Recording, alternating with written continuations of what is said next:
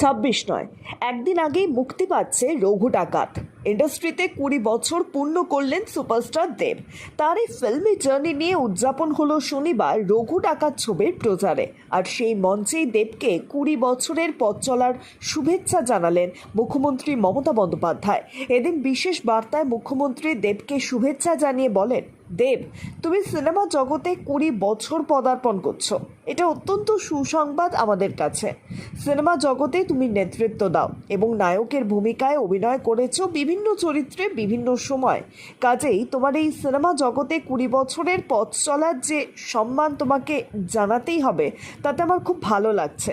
তুমি খুবই ভালো অভিনেতা ও ভালো একজন মানুষ। কাজেই আমাদের শুভ কামনা থাকবে। আমার পুজোর কর্মসূচি শুরু হওয়ার থাকা সম্ভব হচ্ছে না, তবে মানসিকভাবে আমি তোমার সঙ্গে আছি। অনেক ভালো হোক, অনেক বড় হও।